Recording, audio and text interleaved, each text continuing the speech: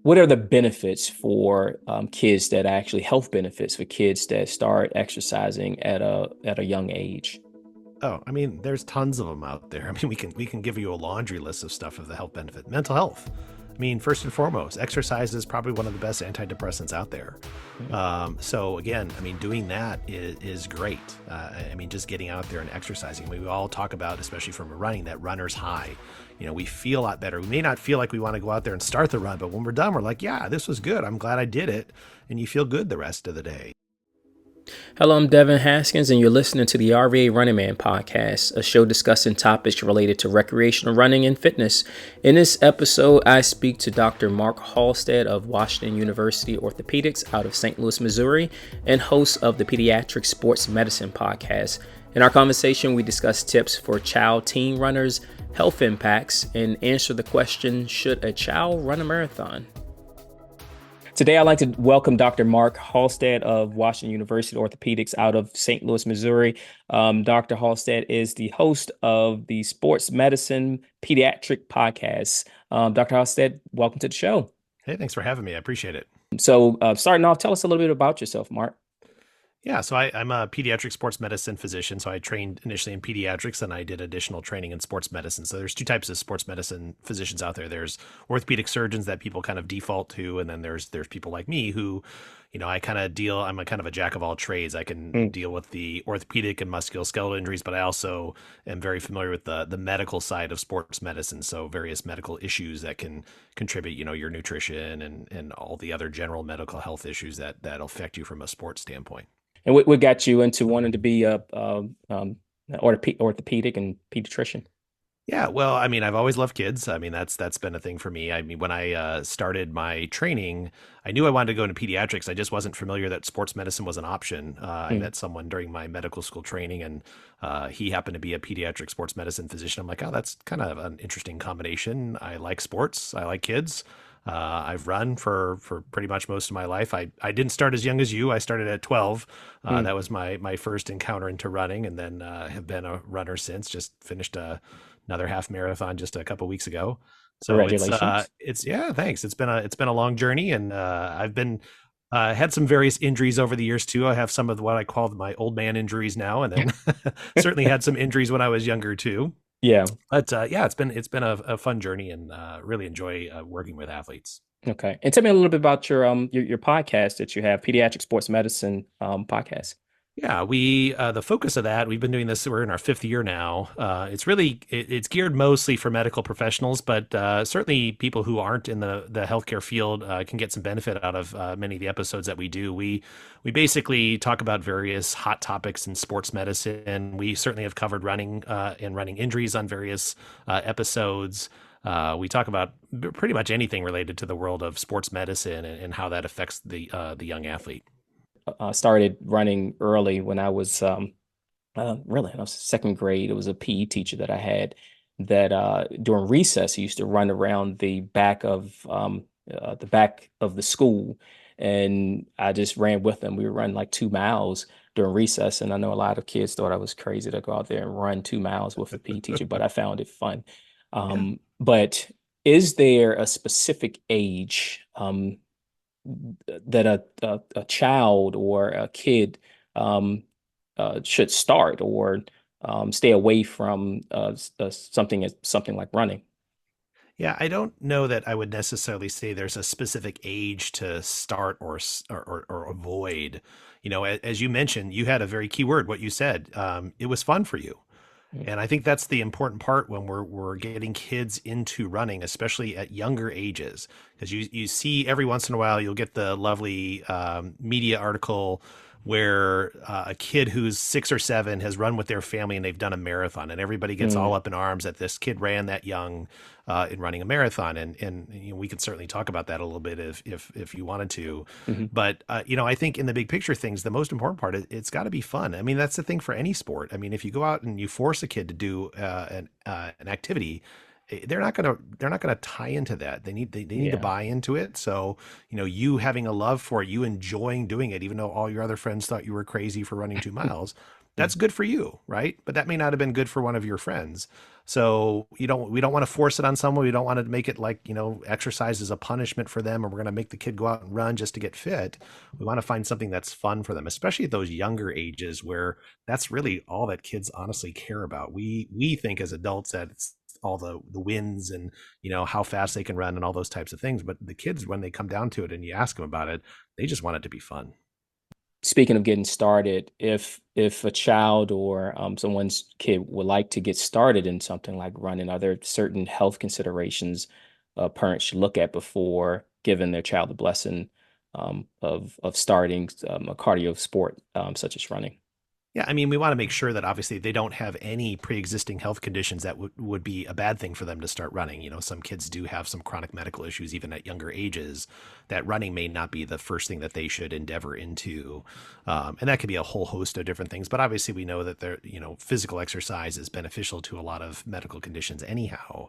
But running may not be the best thing for certain people. But, going back to what I mentioned before, what's their motivation? That's one of the things that we always talk about when again, the controversy comes up with kids running the much longer distance events is what was their motivation? Were they interested in doing it? Did they find it fun? Was it something they brought up rather than the family member bringing up? So we always want to find out what exactly is their motivation, especially again, if we're talking about someone that's in their grade school ages and they're wanting to initiate a running program Hmm. to start off with. That's where we have, especially when we talk about grade school, we have, two great programs out there. Most people are familiar with Girls on the Run, Right. which, has the benefit of teaching kids how to start to run and enjoy running, but also being a really positive influence for the girls that are involved. Hmm. My wife helped coach that. My daughter was involved with that.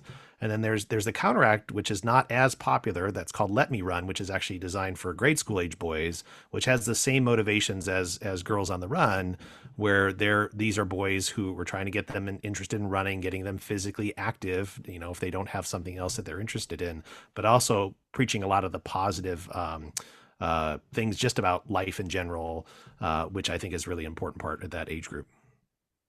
Do you think there's a need, I guess, for a group such as Girls on the Run to be more involved in places like schools?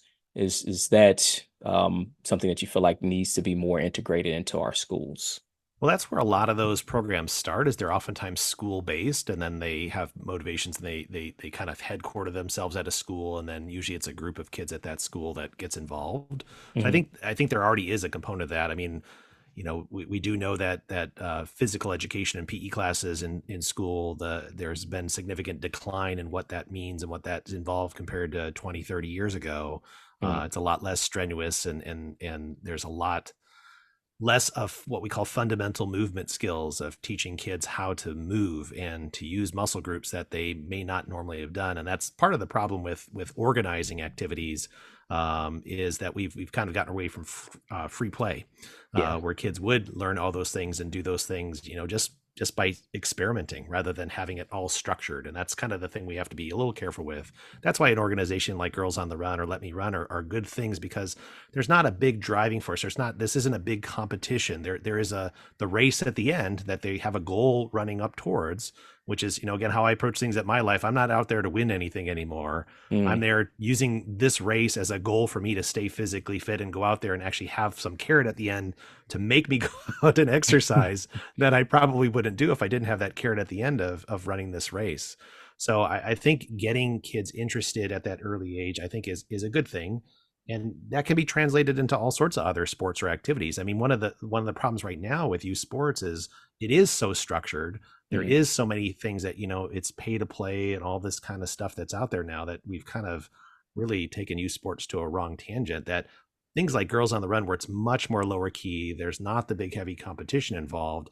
Those are the types of things that we need. We need more of this recreational type stuff rather than such all the highly competitive stuff, especially at these younger ages. And speaking of making it fun, not everyone, running is not everyone's cup of tea.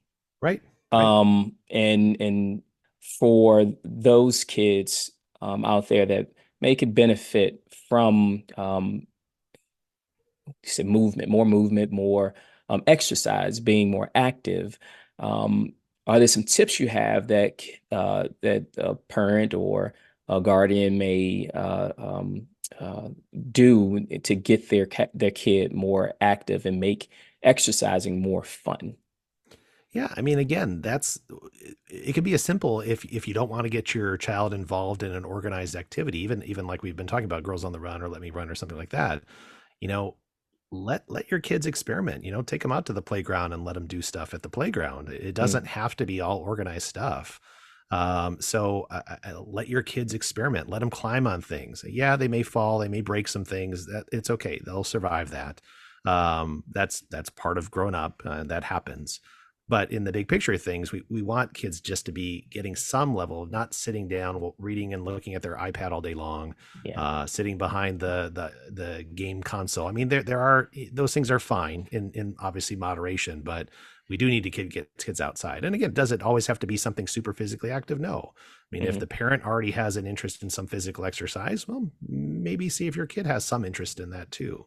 Try and get some kids in your neighborhood to get together, maybe, have them play a wiffle ball game and something like that. It doesn't have to be, again, like I mentioned before, all highly competitive. Finding something that the kids like to do. I mean, again, when we talk about, I'm a kid of the 70s and 80s. So, we would go out and we wouldn't come home until the lights went off on or the lights went on the streets. And then, we'd come home for dinner. Yeah. And that just doesn't happen anymore. Yeah, that light came on and you knew it was time to get home That's right. or you were in trouble, right? Yeah, Um, exactly. Shifting gears into injuries. Yeah. One of the first injuries that I dealt with as this is right before I was a teenager and I was on my first track team, was a hamstring injury. I didn't know what that was. So ignorantly enough, I kept running on it and it just got worse. Um, what is some of the most common injuries you see or treat in a lot of our youth that you may see as a patient? Yeah, and if we're specifically talking about running, I mean, there's obviously certain things that we see a lot of. We see a lot of knee pain. There's two types of knee pain that we see in our older kids. We tend to see what's called patellofemoral pain, or it's sometimes referred to as runner's knee, where their kneecap becomes painful from running. And usually the problem there is they've bumped up their running too much too soon. They oftentimes have strength issues in their hip muscles and their thigh muscles and some flexibility issues. And if we don't go into running with some of those things addressed, then we can start to overload the kneecap when we run. And so Mm, that's one of the things that we see in younger kids with knee pain. There's a condition called Osgood-Schlatter where there's a little spot where the knee grows from on the front part of the shin bone that can get overworked from too much running or jumping. So we see that a lot as well. In all age groups, we see stress fractures. So those overuse injuries of the bones. I had two of those in my running career. I had one when I was in high school where they tried to make me both a distance runner and a hurdler at the same time my freshman year, and that just didn't work. That was too much pounding for my legs, and I got a stress fracture then. And then I had another one in my 30s when I was doing a lot less impact on it. So those are common injuries for sure. Stress fractures. I usually joke with runners that if you run long enough, odds are you're probably going to get a stress fracture at some point. mm, And then we certainly see the muscular injuries like you talked about as far as hamstring injuries. We don't tend to see those as much in our younger kids because that's not their weak link. The weak link in a lot of our younger kids are their growing areas in their bones. And that's the things that we oftentimes see more injuries of. But as you get older, we start to see problems. And so when you talked about a hamstring injury and if you talk about a track runner, the biggest reason why we see so many hamstring injuries is because so many track runners are what we call quad dominant. So their mm, quads are super strong, the hamstrings are not, and they do this explosive movement and the hamstrings can't keep up with the super strong quad muscles. So when we think about strengthening, it's really important that we have the concept that we want to strengthen muscles on both sides of the body equally, so front to back and left to right. And if we're not, that's oftentimes how we run into a lot of these injuries. And that's stuff that we look for in our clinic when we're trying to identify, well, what was the reason why this thing happened? It wasn't just because they ran. Something was there that led them to get this injury. And those are the things that we're looking for. Now, getting those type of injuries at an early age, are there any concerns of stunted growth or things that could affect the child long term? Yeah, that's the big why old wives' tale out there is that doing things like strength training or too much running is going to stunt your growth, and that's never been shown to be the case. Now, there are some sports like gymnastics, as an example, that we do know that if kids start at a really young age and they're training for excessive amount of hours, and some of the issues that go along with that excessive training, that has been shown to sometimes delay the start of the growth spurt. But usually Mhm. those kids will catch back up later on. We don't tend to see that in our runners, so that's not something we usually worry about. But it is talked about a lot, is because kids are growing. We got to worry about that we're going to stunt their growth, which is also a reason why a lot of kids, unfortunately, aren't involved in any strength training programs. Is because everybody says, well, you're going to hurt your growth plates, but that's actually not the case. And we actually encourage kids doing resistance training as young as 8 or 9. Okay. And now kids in those age groups are not going to get the big bulk like we see in our adolescents once they go through puberty, but they absolutely can get stronger. And that strength is really crucial. I mean, especially if we're thinking about, sprinters or those types of things in track, that's really important, that strength. But it's also important in our distance runners too, just to absorb shock for long periods of time when they go out and run. What are some signs that a child's training routine may be too much for them? Yeah, and that, when you talk about training too much is when you start. I mean, there's several things that I see. One is kids who are getting hurt frequently. So if they're overtraining and they're getting, and the result of that overtraining, they're getting lots of overuse injuries. Well, that's obviously an obvious sign that's there. But there's lots of other not obvious signs that would suggest that that kid either may be getting not interested in it, and it could be affecting their health as well. So, we could see kids that just they don't want to go out and work out anymore. Mhm. They're just saying, you know what, I don't want to do it. And when we see that, the question is, well, what do we do as a parent in that situation? Do we force the kid to go out and do their workout? Or do we ask and delve into that? What is their motivation to not want to go and work out? Is it because of something else that's going on with dynamics in the team? Is it because they're sick of it and they've been doing it for years and they don't want to do it anymore? And we have to think Yeah. about that sometimes, because a lot of these kids do get started at a very young age and they're burnt out by the time they're an adolescent because they've been doing it for a decade at that point. And we don't think about that as adults, but man, it's a long time when kids start in grade school and they get to the high school age. They've been doing their sport for a long time if it's that one sport they've been focusing on. So I think those are a couple of things. Certainly, there's other things we worry about as kids get into adolescence, especially our female athletes. If they're starting to lose excessive weight, if they're becoming obsessive about how much exercise they need to do, those are some red flags for us that they may be overdoing it, and that can cause some detrimental problems to their health if they're over exercising and losing excessive weight because of that, especially in our female athletes. What are the benefits for kids that actually health benefits for kids that start exercising at a young age?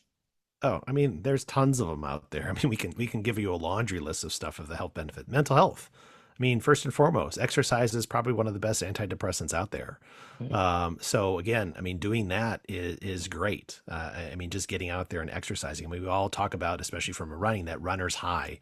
We feel a lot better. We may not feel like we want to go out there and start the run, but when we're done, we're like, yeah, this was good. I'm glad I did it, and you feel good the rest of the day.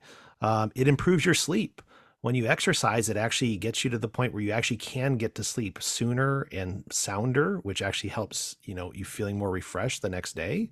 Mhm. As long as you are giving yourself enough time in bed to get that sleep, which sometimes is a problem for a lot of our teenagers where they're up way too late and not getting enough sleep at night, which does actually increase your risk for injury. That's a we're really under recognized area of injury risk is sleep. If your young athlete is not getting the adequate recommended amount of sleep at night, it actually doubles their injury risk. So it is something that we don't Wow. talk about enough, but it is really important. So, most of our grade school and adolescents need, it gets a little bit less as we get older, but 8 to 9 hours of sleep at night, sound sleep, to be rested and recovered for the next day. Obviously, it increases your cardiovascular fitness. I mean, that's a no brainer right there. Increase your lean muscle mass when we're talking about those types of things. It increases your cognition and your mental being able to focus in school. We know that people who exercise and are athletes actually tend to perform better in academics than those that are not physically active. So there are benefits to your brain from exercising. So I mean that's just a few of the big key things that we talk about of the benefits of physical exercise. Are there any pre or post, and this is specific to running, run routines that a child should do or teen should do to help themselves or prevent any of these common injuries that we discussed? Yeah, there's not one magic and scientifically proven exercise program for a runner to do prior to exercise that's going to reduce injury. We talk about a lot, and again, the thing that, especially for muscular injuries, that people talk about all the time. Well, I didn't stretch enough before I went out and ran. That's why I pulled my muscle. That's not it. It's because the Mm-hmm. muscle was fatigued. That's actually the reason why. It's not has nothing to do with stretching. They've actually shown that stretching really doesn't truly reduce your injury risk. It improves your flexibility. And actually, interestingly enough, if you just stretch and you don't do any strength training, you do actually get strength gains because your muscle actually can work more efficiently. So you don't even have to lift a weight, and just by working on stretching, you actually get stronger. So that's a benefit of doing that. The part of the warm up, I think there's two important parts of that. One is, like we talked about before, is making it fun. Mm-hmm. So that's where, we see a lot more dynamic warm ups. It's not the old where we just kind of sit out there and stretch. I still do those old man stretches for me, but we see a lot more dynamic warm ups now with athletes. We actually developed a program that we call the Runners 10 program through our Young Athlete Center here at St. Louis Children's Hospital. There is, for baseball players, that's what's called the throwing 10, which is kind of a group of key exercises that we want people to do for just getting fit for their sport and injury prevention. So myself and some of our physical therapy people that we have at our center here, we sat down and said, well, what are the most common things that we have to fix when a runner comes into our office? And these are the things that we have to address in physical therapy. So maybe we just need to get those out there and have people start those and do that program as kind of part of your warm up and thinking about that for strength training. So we actually created a group of 10 exercises that we feel, both from a strengthening and stretching standpoint, kind of combat some of the common ailments that we wind up seeing from running. And I Mm-hmm. can certainly give you information for the link to that, Yeah. because that is available online to people. I know there's always been a war between whether a person does dynamic stretching versus static stretching. Um, is there a preference when it comes to a child or a teen when it comes to either of those stretching routines?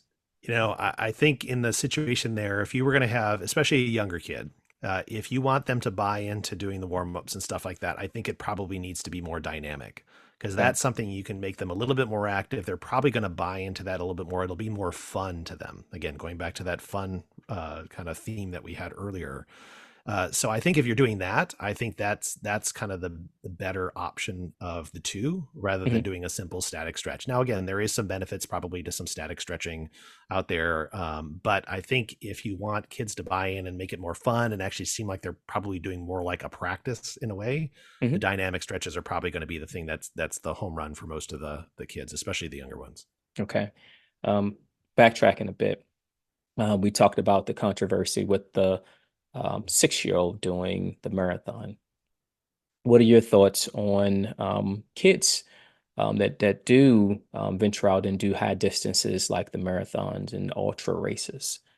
If the motivation again is good, and that's the thing that I think would be the first question when I'm seeing a kid that's in single digit ages, they haven't reached the 10 and up yet, and they're gung ho, they want to do a marathon or a half marathon. Well, what is their motivation? Is it something they want to do? Is it something that their parents are trying to get them to do because they want them to be that kid that was the young one who ran the race, and get the attention from that? Or what is it? So if I have a family that comes into my office and they're wanting to ask about that as far as what's the appropriate way to do this, Mhm. that's going to be my first thing. I'm going to sit them down and say, whose motivation is this to do this? And having been a race director, when we look at younger kids that are wanting to run those races, that's something that we will reach out to the families about, and talk to them about. Because again, we want to make sure that it's safe for them, and the kid isn't going to be like, it's not going to be a burden on the kid. But one thing I Right. always turn around that we talk about, and this is the thing that drives me nuts, the most popular sport in our country and youth is right now is soccer. Mm. And if you look at soccer athletes, okay, and you actually put monitors on them and see how much, like a midfielder, as an example, will run in one game, we're talking 5, 6 miles Yeah. at least in one Yeah. game. What are our kids doing in a weekend? 5 or 6 games. So, but no one puts a stink up about how much running those midfielders are doing over that tournament in the weekend. But then we get all excited when a kid goes out there and they run this marathon, because again, they're the only person that's probably doing that. But we've got Hmm. hundreds of thousands, if not millions, of kids who are doing that. on a weekend to weekend basis around our country and around the world for that matter. And we don't see issues because of that. So, and the nice thing is Dr. Bill Roberts, he's a colleague of mine. He's up in Minnesota. He oversees the Twin City Marathon. He's actually published several studies that has shown, he's actually tracked youth runners that have run the Twin City Marathons. He's actually found that they have a lower injury rate than the adults do for the ones that have completed the event. So Wow. we do have good research out there that show that it's not detrimental to these kids. Again, but the big thing is the motivation. So if they have the right motivation for it, if we look at our high school athletes that are running in cross country, the miles they're putting in a week are probably a lot more per week for training for 5K races than a lot of adults do recreationally to train for their half marathon and marathon for the races that they're doing recreationally a couple of times a year, perhaps. Getting back to injury, for a child is dealing with any type of injury, at what point do you feel that they should come into a specialist such as yourself to be checked out and seen? But what point should a parent bring them in if they're complaining about any type of injury that they're dealing with? Well, if a kid starts complaining, usually something's up. A lot of parents will blow that off and say, "Oh, they're just a complainer," things like that. But most of, especially our younger kids, they don't have that ulterior motive there. Hmm. Most of them don't. So if they're saying that something hurts, probably something does hurt. So I say number one, take it seriously when they're mentioning it to you and follow up on it because they may not mention it all the time, but it's still probably there. I think definitely pain that's persisted longer than 2 weeks, I think is always probably something that's at least worthwhile to address. I mean, I see unfortunately a lot of kids in my office who have been dealing with problems for months and months that we probably could have addressed and fixed much sooner. If they would have come in sooner. I think that's sometimes a little bit of a fear too, is, if kids are in the middle of a season, they don't want to come into the doctor because they're worried we're going to say they can't do stuff. Hmm. But if you come into someone like me, that's a sports medicine doctor, I mean, our goal is to be able to find ways to able to keep you participating as long as it's safe. And that's the big thing. If it's not safe and there's potential for further harm, well, then we're going to have to back off on stuff. But if it's something that we can work around, there may be ways that we can make people still participate in various sports and activities, including running, that may not cause more problems for them in the long term. So I think that's another motivating factor why people don't get seen. Certainly, if a kid is limping, if we're talking about running and they're altering their gait because of that, that's Hmm. definitely a red flag. You got to get that kid in and get them seen because something's up. Kids aren't going to just again limp for fun. They're going to limp because something's really hurting bad enough, and then that's how we can start to snowball into a lot of other issues. Because if they're already limping from one problem, they keep pushing through that. Now we've created another problem because another area is kind of compensating, and then we've got a whole mess of stuff we have to fix. Then. What are some of the most important things a child or teen should do to make sure that they're keeping themselves healthy and injury free? So for me, especially for a runner, the first thing is making sure they have some sort of strength training they're doing.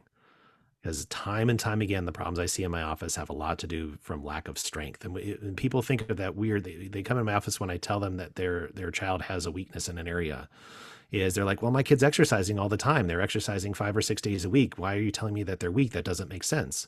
But then I also tell them, well, what are we doing to actually make the muscle stronger? Like the way we build strength, like shock absorbing strength, is through resistance exercises. When we go Hmm. out and run and we're doing endurance, we're building our endurance muscle fibers, which are different than our shock absorbing muscle fibers. So our endurance muscle fibers are the ones that let us go. Those are the ones that we develop as we go out for and run for long distances. But those are the slow twitch fibers. And so we need the other ones too that are helping to absorb shock. And that's again a big area that I tend to see in running Hmm. that's neglected is strength training. So that's always my Wow. number one wish list is making sure that kids are doing strength training. Second part is footwear, making sure they've got the proper footwear, making sure that it fits properly, it feels good when it's on.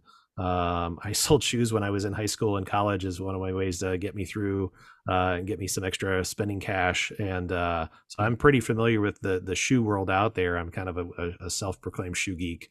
And so I have a lot of interest in that. But again, I see a lot of poor choices for footwear. And again, as I stress with everybody, there's not one magic shoe that's the best shoe for everybody. Mhm. It should fit right. That's number one. And it should feel good when it's on. Those are the two things I tell everybody. It doesn't matter if it's, the fancy Nike 280, $290 shoe that's out there now, or if it's, your basic entry level running shoe. It should fit good and fit right and feel good when it's on.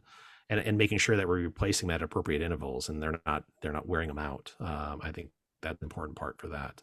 But I think those two things to me are still kind of the two big keys. And again, my big wish list is just making sure more runners are doing more strength training on a regular basis rather than just going out there and running it regularly. It's good tips. Well, Dr. Halstead, thank you for this conversation today. I think it was really beneficial, and good luck to you and all you do. Thank you for joining us today. Thanks for having me. Special thank you again to Dr. Halstead for joining today's show. You can check out his show, Pediatric Sports Medicine Podcast, anywhere you get your podcasts. That said, don't want to miss any episodes in the future. Go to YouTube, iTunes, Spotify, or anywhere you get your podcasts and search for the RVA Running Man podcast and subscribe. I appreciate the support of each and every last one of you. Until next week, friends, please be safe on the roads and trails. I'll talk to you later. Peace.